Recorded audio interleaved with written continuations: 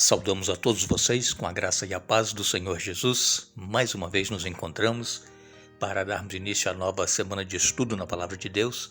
Somos gratos a Deus por tudo que Ele faz por nós. Somos gratos a Deus por termos vocês estudando conosco a Bíblia a cada dia. E somos gratos a Deus por todos vocês que compartilham esses estudos com outras pessoas, vocês que são inscritos no canal Hora Tranquila, no YouTube, e também agradecemos a todos vocês que nos escrevem dizendo de onde estão estudando conosco a Bíblia. Queremos aqui mandar um alô especial para Maria do Carmo dos Santos, é de Iranduba, no Amazonas. Deise Crispim dos Santos é de Porto Seguro, na Bahia. Neuza Silva Santos é de Atibaia, São Paulo, e está completando hoje mais um ano de vida. Parabéns, Neuza Silva Santos. Também mandamos um alô para Jânia Maria, de Cacoal, Rondônia. Maria Silva Ribeiro, é de Iguapé. E também Alessandra Francisco, de Franco da Rocha, em São Paulo. E todos os demais que nos escrevem, nós agradecemos e iremos sempre mandar um alô para vocês. Iremos orar. Senhor nosso Deus, nosso Pai que estás nos céus, muito obrigado por mais este dia que nos concedes. Muito obrigado pelos cuidados, pela proteção, pelos livramentos que nos tens dado.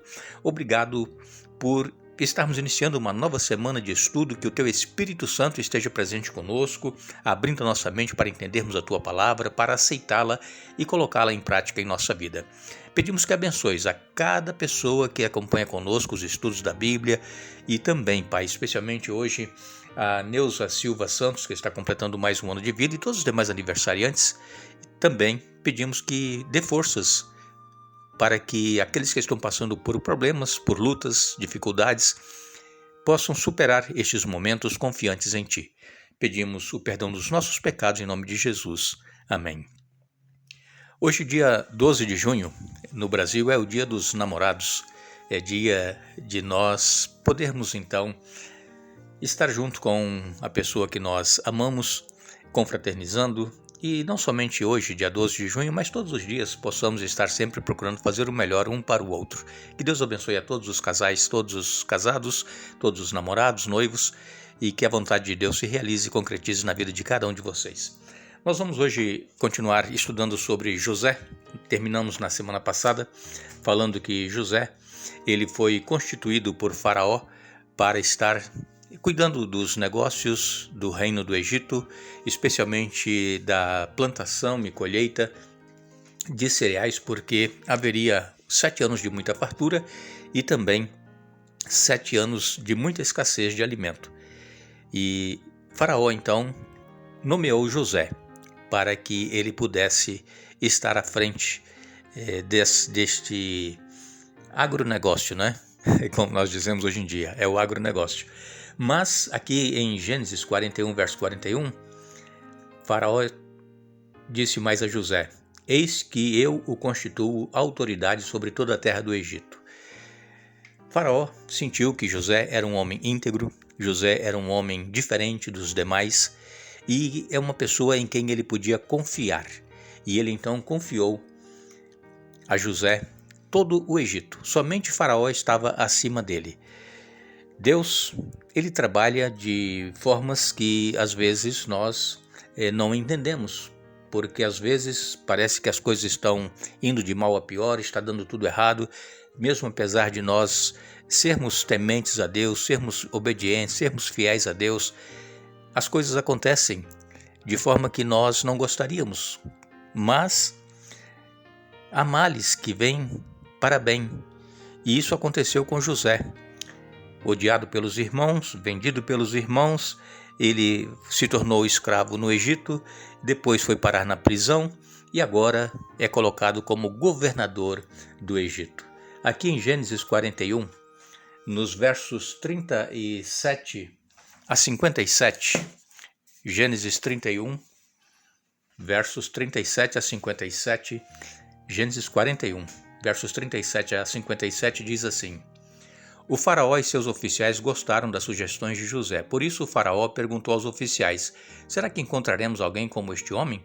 Sem dúvida, há nele o Espírito de Deus. Então o faraó disse a José: uma vez que Deus lhe revelou o significado dos sonhos, é evidente que não há ninguém tão inteligente ou sábio quanto você. ficará encarregado de minha corte e todo o meu povo obedecerá às suas ordens. Apenas eu, que ocupo o trono, terei uma posição superior à sua. O faraó acrescentou: eu o coloco oficialmente no comando de toda a terra do Egito. Então o faraó tirou do dedo seu anel com o selo real e o pôs no dedo de José. Mandou vesti-lo com roupas de linho fino e pôs uma corrente de ouro em seu pescoço. Também o fez andar na carruagem reservada para quem era o segundo no poder, e por onde José passava, gritava-se a ordem: ajoelhem-se. Assim o faraó colocou José no comando de todo o Egito e lhe disse: Eu sou o faraó, mas ninguém levantará a mão ou o pé em toda a terra do Egito sem a sua permissão. O faraó deu a José um nome egípcio, Zafenate-Paneia. Também lhe deu uma mulher que se chamava Azenate. Ela era filha de Potífera, sacerdote de On. Assim, José recebeu autoridade sobre todo o Egito. Tinha 30 anos quando começou a servir na corte de Faraó, o rei do Egito. Depois de sair da presença do Faraó, José foi inspecionar toda a terra do Egito. Como previsto, durante 7 anos a terra produziu fartas colheitas. Ao longo desse tempo, José juntou todas as colheitas do Egito e armazenou nas cidades os cereais produzidos nos campos ao redor. Armazenou uma quantidade imensa de cereais como a areia do mar. Por isso, por fim, parou de manter registros, pois havia demais para medir. Durante esse tempo, antes do primeiro ano de fome, José e sua mulher Azenate, filha de Potífera, sacerdote de On, tiveram 2 filhos. José chamou o filho mais velho de Manassés, pois disse: Deus me fez esquecer todas as minhas dificuldades e toda a família de meu pai. José chamou o segundo filho de Efraim, pois disse: Deus me fez prosperar na terra da minha aflição. Por fim, terminaram os 7 anos de colheitas fartas em toda a terra do Egito e começaram os 7 anos de fome, como José havia previsto. A fome também afetou as regiões vizinhas, mas havia alimento de sobra em todo o Egito. Depois de algum tempo, porém, a fome também se espalhou pelo Egito. Quando o povo clamou ao faraó para que lhe desse alimento, ele respondeu a todos os egípcios: dirijam-se a José e sigam as instruções dele. Quando faltou alimento em toda parte, José mandou abrir os armazéns e vendeu cereais aos egípcios, pois a fome era terrível em toda a terra do Egito. Gente de todos os lugares ia ao Egito comprar cereais de José, pois a fome era terrível no mundo inteiro. Gênesis 41, versos 37 a 57. Agora aqui nós vemos que, como Deus, ele estava presente na vida de José, não é mesmo? Primeiro ele revelou aqueles sonhos do padeiro e do copeiro. Os sonhos se concretizaram, assim como José havia revelado. E agora, Faraó também teve esse sonho das 7 vacas gordas, 7 vacas magras, 7 espigas cheias, 7 espigas mirradas. E Deus, ele estava revelando então, através destes sonhos, o que estava prestes a acontecer ali na terra do Egito e na região. Deus, ele não faz nada sem antes revelar os seus segredos aos seus servos, os profetas, diz a palavra de Deus. Deus revela, por exemplo, nós estamos passando por um momento de muita dificuldade em todo o mundo. Problemas sanitários, problemas de saúde e doenças que a gente antes não conhecia, agora estão infectando a população de um modo geral. Muitas pessoas perdendo a vida por causa dessas enfermidades, e também estamos caminhando agora para alguns meses à frente passarmos por uma grande crise de falta de alimento também. Por quê? Porque está acontecendo este conflito lá entre a Rússia e a Ucrânia, e a Ucrânia é o maior produtor de grãos, exportador para todo o mundo, especialmente trigo. E a Rússia, além de produtor também de grãos, ela produz fertilizante que o mundo todo precisa para plantar.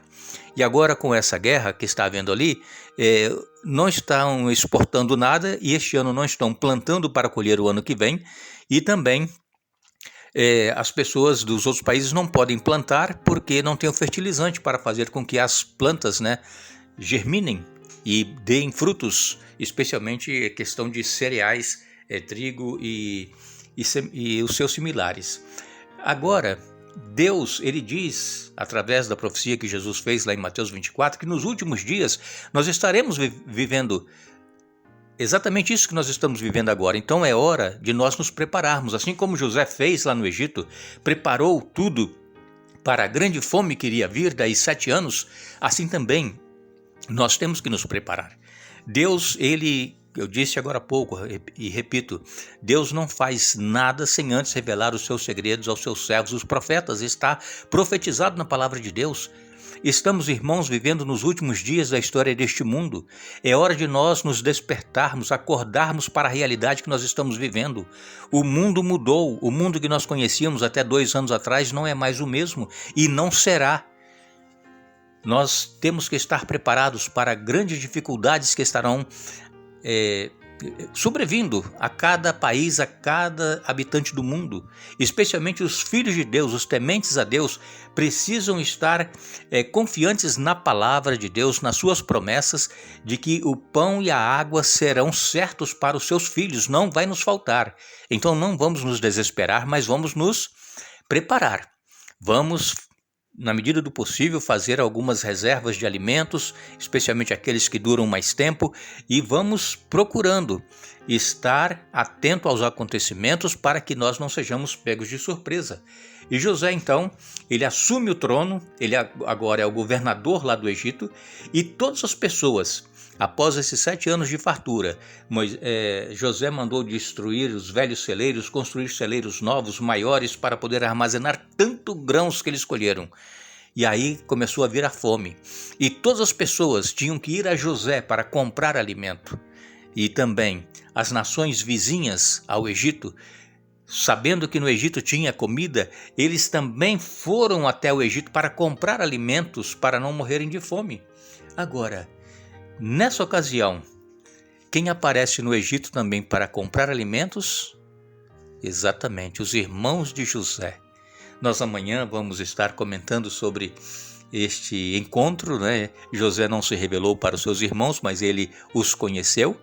E interessante que Deus, quando chamou Abraão para sair da terra dos parentes dele, lá de Ur dos Caldeus, e foi para uma terra desconhecida, terra que manava leite e mel, Canaã, manava leite e mel, mas mesmo assim havia também problemas de secas, de escassez de alimento, como aconteceu com Abraão, que precisou ir para o Egito, aconteceu também com Isaac, aconteceu com outros patriarcas que tiveram que sair de Canaã para ir para outro país próximo para poder sobreviver.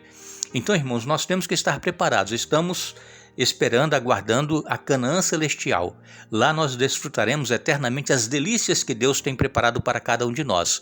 Mas nós temos que estar andando com Jesus, cada dia tendo comunhão com Ele, fazendo a vontade dEle em nossa vida e, com certeza, muito em breve nós estaremos com Ele por toda a eternidade. Nós vamos então retornar amanhã para dar sequência a este estudo e não nos esqueçamos que todas as coisas foram feitas por intermédio dEle e sem Ele nada do que foi feito se fez. João capítulo 1, verso 3. Que Deus nos abençoe.